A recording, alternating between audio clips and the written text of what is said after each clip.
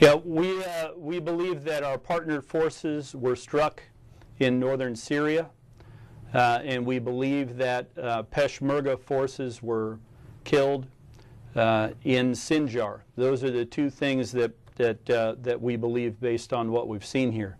And some of the problem with this was there was not an acceptable level of coordination between the two sides, and not an adequate amount of time given to assure that that coordination could be done so that we can deconflict operations and make sure that all forces that are fighting ISIS in northern Syria have the opportunity to remain focused on that. Okay. Sir. With Daily Sabah. To follow up on Qasim's question, there is a picture and a video showing that an American officer, a senior officer apparently, walking with a PKK officer, a well-known commander. His name is Shahin Jilo, yesterday, and he has been a top commander in PKK's armored wing HPG, and he has been in control of the European command for a while when he was in Europe. And then he returned to Syria, and he was assigned as YPG's and PKK's general commander in the country. And he has been designated as especially a leading terrorist by Turkey. And he's pictured, there's a proof that he's walking with an American officer in northern Syria. Are you aware of that?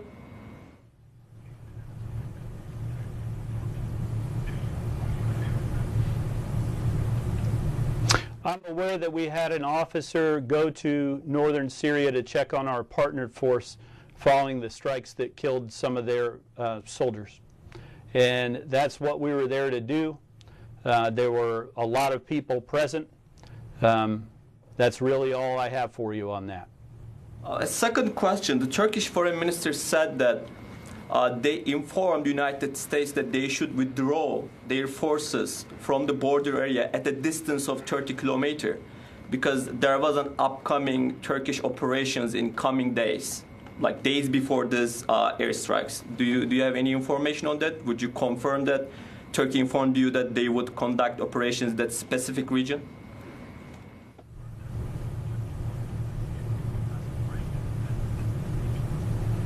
Yeah, I haven't seen those statements, so it'd be inappropriate for me to comment on them. My apologies to Lori Milroy, who I skipped over before. Oh, Kurdistan, you didn't. I came up with another question. Okay. Oh, did I not? I'm sorry. Well, with Kurdistan 24, and Sir Colonel Dorian, your statement that it's not an acceptable level of coordination.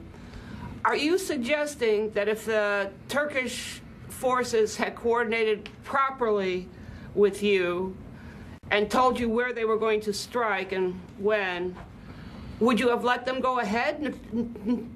Wouldn't you have understood that they're going to strike partnered forces in Peshmerga, and would you have stopped it, told them no, don't strike there?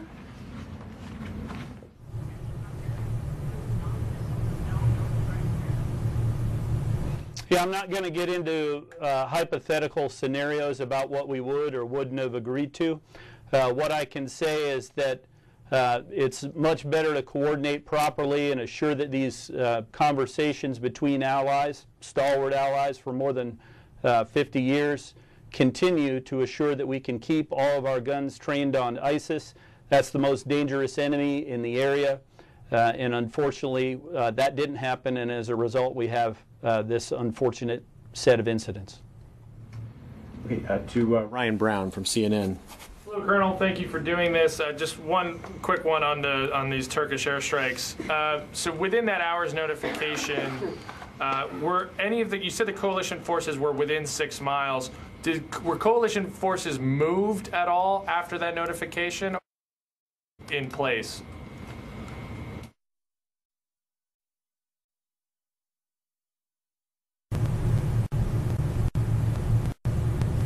Yeah, I don't know what their movements were. I just know that there was an inadequate amount of time to clear all of our forces away from what is a very significantly sized area. So we didn't have exact fidelity on where the strikes would occur and not an enormous amount of time to have our forces react.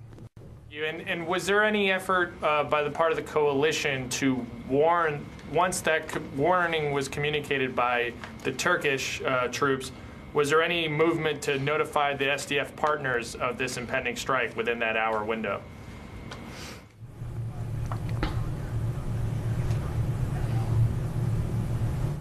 Well, there's not really enough time to do that within that hour window, and there's not really enough fidelity on exactly who was being struck in order to even consider doing so. So this was a notification that strikes were going to occur against terrorists. NATO ally, Turkey is a NATO ally. So there's not really enough information there for us to know exactly who was being struck or exactly where the strikes were going to occur. So this was just an unfortunate set of incidents, and it resulted in the deaths of many forces who had been very effective in fighting ISIS. And on a separate note, last week we talked a little bit about the chemical weapons attack that had been done on some Iraqi security forces and some of the U.S. and Australian advisors nearby. Is there any update on that, on what kind of chemical weapon was used in that attack, and whether or not any coalition service members were exposed? Your office wardens. At this time, all personnel secure all classified material and remain in your office spaces. Do not attempt. I don't know if you can hear all this, but it's a near-deafening exercise that's going to be done here, and I need to just take a quick pause while we finish that. Sorry about that. Okay, team, I was getting in both ears. Can I have them repeat the question, or are we going to keep announcing stuff? We can see you duck and cover. Question again, and we'll see whether we can get it answered for you. I apologize for that. Colonel, totally understand. Thank you for fielding the question. We talked a little bit about the chemical weapons, series of chemical weapons attacks by ISIS against Iraqi troops and U.S. advisors and Australian advisors nearby last week. Is there any update on what kind of chemical weapons were used in those attacks and whether or not any coalition forces were exposed?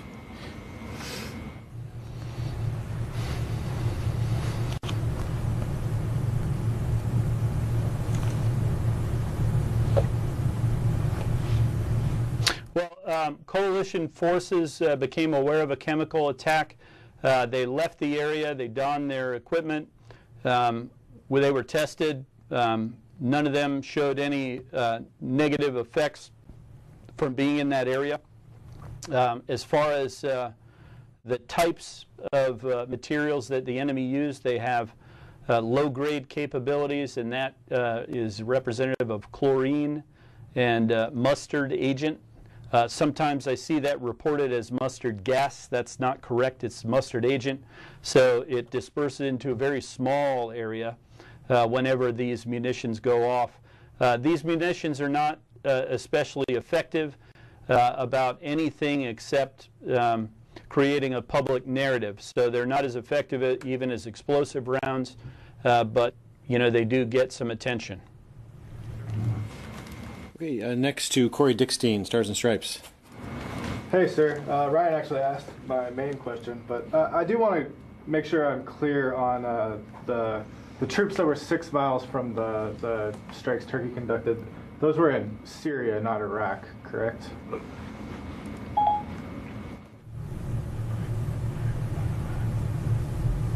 That's correct. And then can you talk a little bit about the isolation effort around Raqqa? How much is left to do to encircle that city? Is ultimately encircling the entire city? Is that the plan? I guess that's it.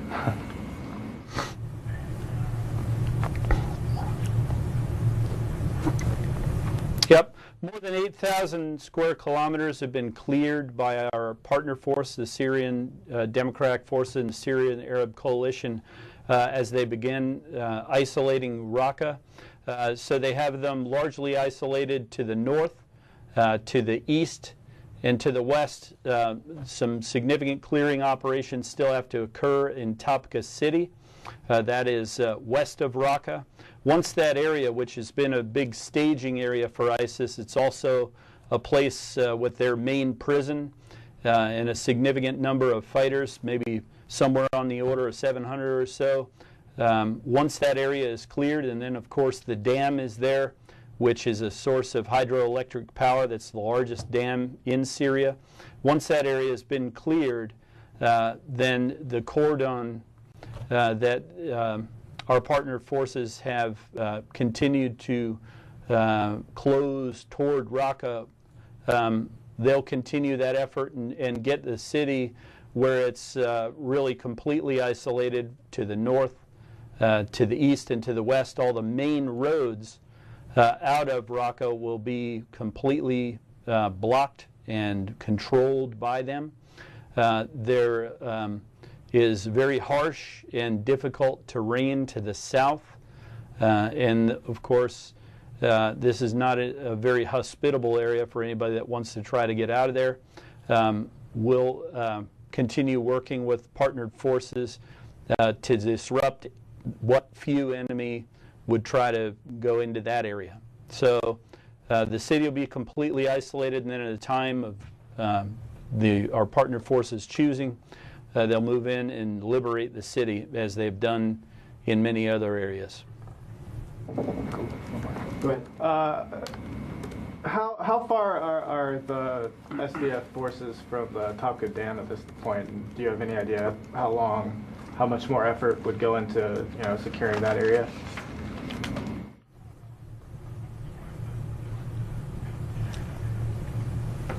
Yeah, just a few kilometers, I believe. I don't have the exact number, but they're very, very close. Okay, another pause. Sorry. This is a drill for the Marine Guards only. Please do not react. I say again, this is a drill for the Marine Guards only. Please do not react.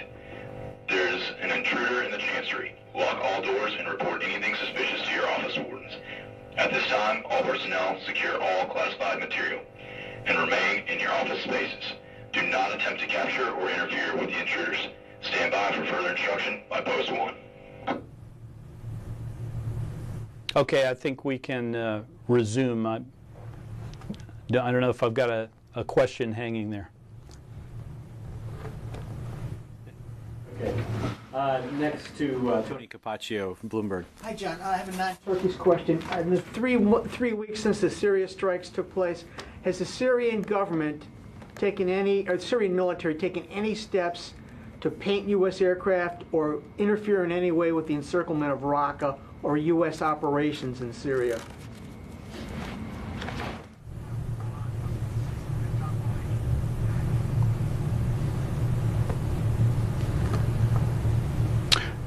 No, I've not observed any. I don't believe so. Our aircraft are very capable. We've got F-22s and other very capable aircraft flying over Syria at all times. So our aircraft are not being threatened at this point. And we haven't seen anything that's we would characterize as an attempt to disrupt our partnered forces from trying to isolate Raqqa. Well, you mentioned it. The price of the F-22 is still of interest to a lot of people. What is it performing over there? It's a stealthy airplane. What kind of missions is it performing in the support of the Mosul and Raqqa operations?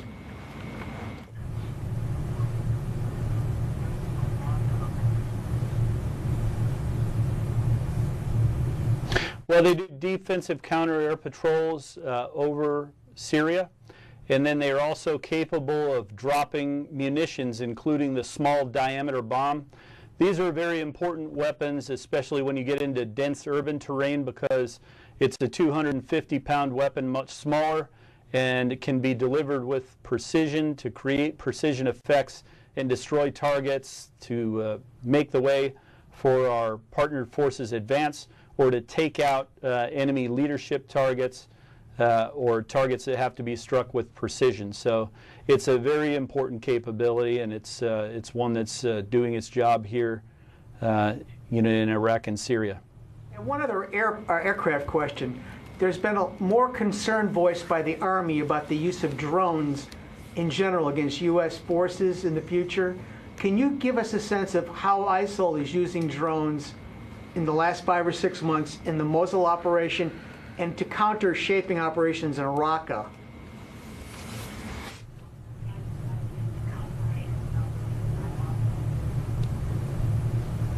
Yep, what we've seen in Mosul is that the enemy is using commercial off-the-shelf drones mainly, but also improvised drones to surveil the areas where the Iraqi security forces are advancing, and they also use them to drop mainly grenade-sized munitions on the enemy and on civilian areas. They're really very indiscriminate about where they're dropping.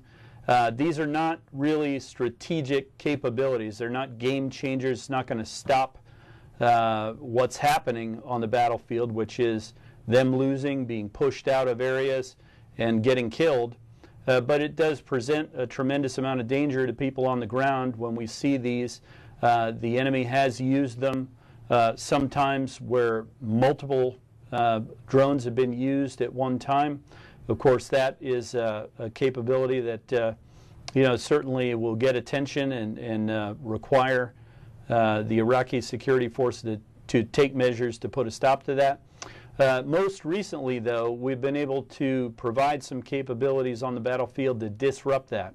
So that's electronic warfare capabilities, and then, of course, the enemy, is really limited in their technical expertise. So we've got these electronic warfare capabilities. We can't go into a tremendous amount of detail about exactly how that's going to work, but we can move capabilities where they need to be in order to stop the enemy from being more effective. We've seen a lot fewer munition drops recently, although occasionally we still do see that. But one of the things that's kind of an interesting conundrum for the enemy is we have the ability to disrupt them when they want to use these. The Iraqi security forces have turned the tables and begun to use them as well. The enemy has no such capability other than to fire at the Iraqi security forces drones, and the Iraqis are seeing some success against the enemy in using these capabilities to take out snipers, to take out improvised explosive, vehicle-borne improvised explosive devices that are parked, and to just sort of terrorize them. So that's kind of the state of play with regard to enemy use of drones and then the Iraqis' use of drones as well.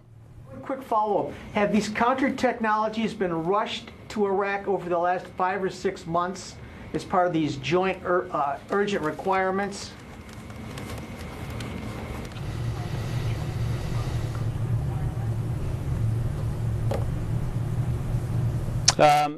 Throughout our tenure here, this has been an issue that leadership has paid attention to. And certainly we've gotten a significant amount of help from Washington and Tampa to get capabilities into theater to address this threat. Again, all along, everyone recognized that this is not going to change the outcome of the battle. The enemy has been going backwards for more than 2 years. They're not going to be able to stop the Iraqi security forces. The coalition is going to continue to hammer them with air and artillery strikes until they are completely and totally defeated in Mosul and other places around Iraq. But that's not a problem that we're just going to leave the enemy to do what they want to do. We're going to take their ability to disrupt any kind of operation or to harm people away. The enemy has been very determined, and sometimes they're creative. So what we've done is we've worked with the Iraqi security forces. Our forces are more creative than ISIS, I can assure you that, and so are the Iraqi security forces, and that's why you see the tables being turned and the enemy on the back foot. Okay, Sam Legrone. Hi. Thanks for the time, Colonel Dorian. I just want to check on the status of the deconfliction agreement, the MOU with the Russians. Russian state media yesterday reported that they had reaffirmed reaffirmed the tenets of the 2015 MOU, and I was just checking to see with y'all what that current status is. Thank you.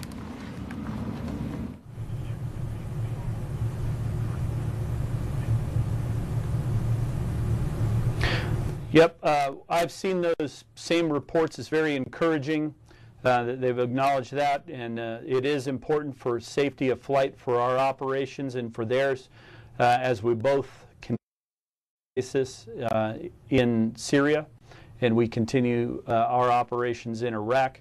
That operation, the deconfliction line is indeed, it has been working really nonstop.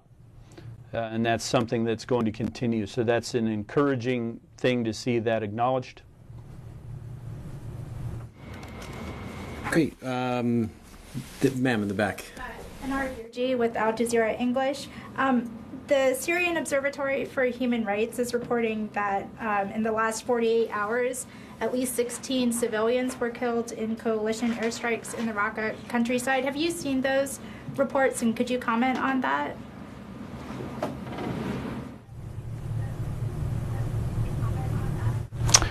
I didn't catch all of your question. The Syrian Observatory for Human Rights is saying something. I didn't catch. That's where you broke up. Saying that in the last 48 hours, at least 16 civilians were killed in coalition airstrikes in the Raqqa countryside. Have you seen those reports, and could you comment on them?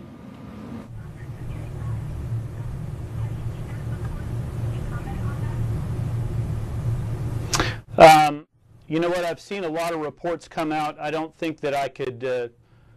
I've seen so many from the Syrian Observatory for Human Rights that I don't think that I could comment without seeing the specific one in writing with date, time, and location. I don't know that you've given me enough information that I would be able to confirm that.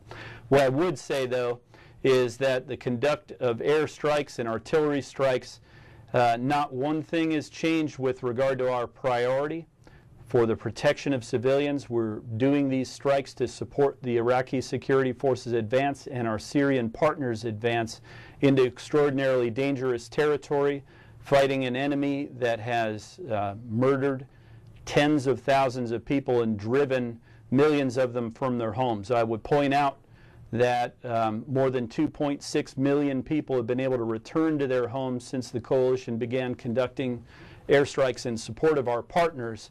And I would submit to you that I don't know what the fraction would be of that progress, but it's probably a small fraction without those precision air and artillery strikes. We only use precision-guided munitions. We coordinate all of our strikes with the Iraqi security forces and gather extensive information before we conduct our strikes. But these are a solution to the problem that ISIS has posed with their brutal control measures on the people of Syria and the people of Iraq. And we must continue to conduct airstrikes. We'll do so very, very carefully, but those strikes must continue.